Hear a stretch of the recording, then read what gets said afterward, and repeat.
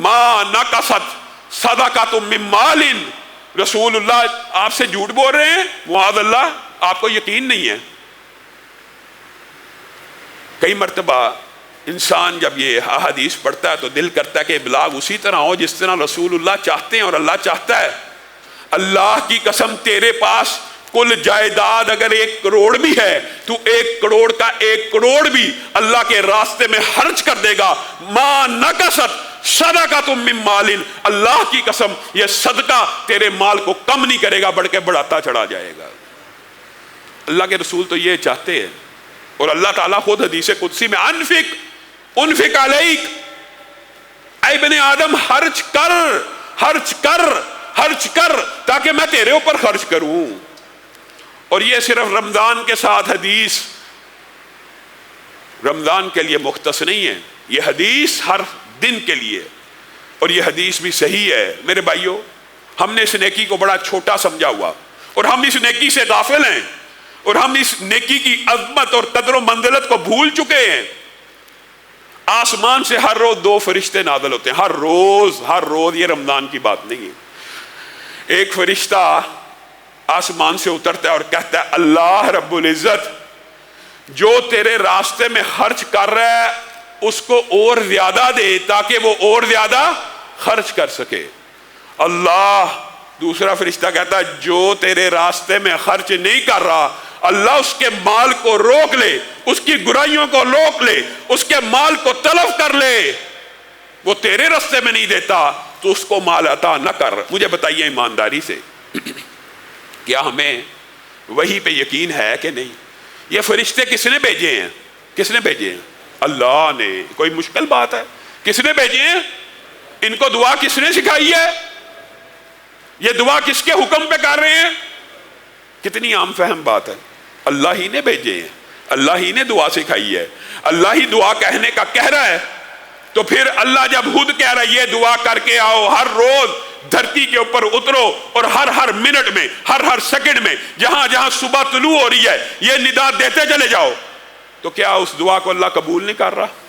اس کی قبولیت میں فرشتے جو دعا کرتے ہیں، یہ بھی ایک مسئلہ آیا تو سمجھ لیجئے، فرشتے اپنی مرضی سے بولتے ہی نہیں ہیں، فرشتے اپنی مرضی سے عمل کرتے ہی نہیں ہیں. جو اب بھی کرتے ہیں اللہ کے حکم سے کرتے ہیں. اور فرشتے جو دعا کرتے ہیں اس دعا کی قبولیت میں کوئی شک و شبہ نہیں ہوتا، دعا تو قبول ہو گئی.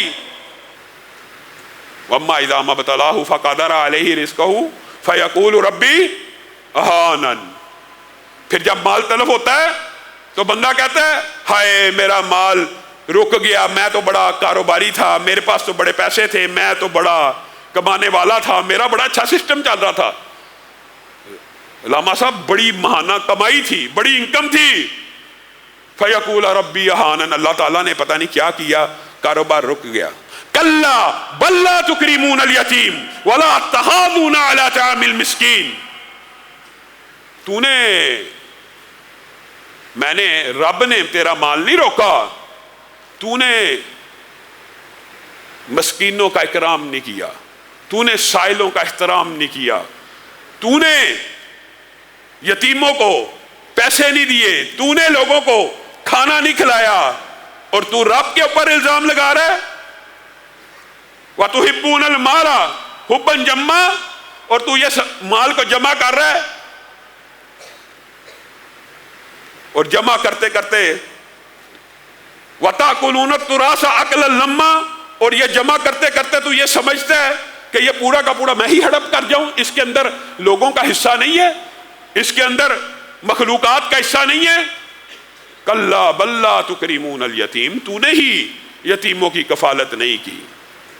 آپ کو اور مجھے شیطان نے یہ وسوسہ ڈال دیا کہ یہ کمائی ہمارے برین کی وجہ سے، ہماری انٹلیکچولیزم کی وجہ سے، ہماری جو سوچ ہے، جینیس ہے، ہم اپنے ہاتھوں سے کماتے ہیں. اللہ نے عطا کیا، اللہ اسی مال میں سے اپنا حق مانگ رہا ہے، اپنے لیے قرضہ مانگ رہا ہے. کئی مرتبہ بات آتی ہے تو انسان کو دکھ بھی ہوتا ہے کہ شاید صحیح طرح ابلاغ نہیں ہو پا رہا. رسول اللہ صلی اللہ علیہ وسلم انفاق فی سبیل اللہ رمضان و غیر رمضان میں اس طرح کیا کرتے تھے. تو ایک شخص آیا، صحابہ بیان کرتے ہیں، ایک شخص آیا، اس نے رسول اللہ صلی اللہ علیہ وسلم کے سامنے دیکھا کہ آج مال میں بڑی بکریاں آئی ہوئی ہیں اور وہ بکریاں 2 وادیوں کو بھر دینے والی تھی. اس نے اللہ کے نام پہ سوال کیا, اللہ کے نام پر. رسول اللہ صلی اللہ علیہ وسلم نے وہ 1.5-2 وادی جو بھری ہوئی بکریوں کی تھی اس بندے کو دے دی. وہ بندہ اپنے قبیلے میں واپس لوٹا اور کہنے لگا اللہ کے لیے اسلام کو قبول کر لو. میں ایک ایسے نبی سے ملاقات کر کے آیا ہوں کہ جب مانگتا ہوں تو ایسے عطا کرتے ہیں کہ ان کو فقر و فاقے کا کوئی اندیشہ ہی نہ ہو.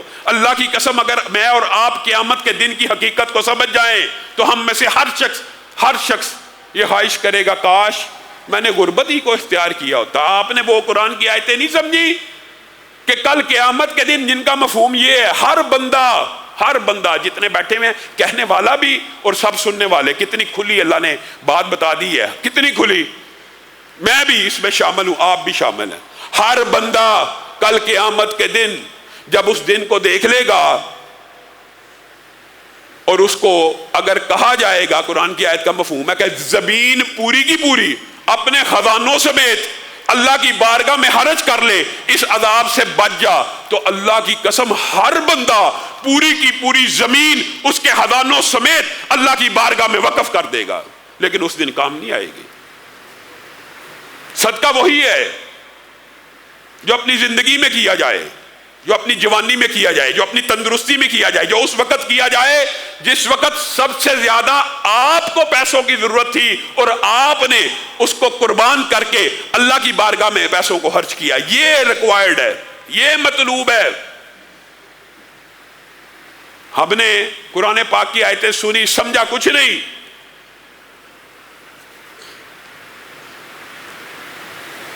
وَأَنْفِقُوا مِمَّا رَزَقْنَاكُم مِّن قَبْلِ أَن يَأْتِيَ أَحَدَكُمُ الْمَوْتُ فَيَقُولَ رَبِّي لَوْلَا أَخَّرْتَنِي إِلَىٰ أَجَلٍ قَرِيبٍ فَأَصَّدَّقَ وَأَكُن مِّنَ الصَّالِحِينَ.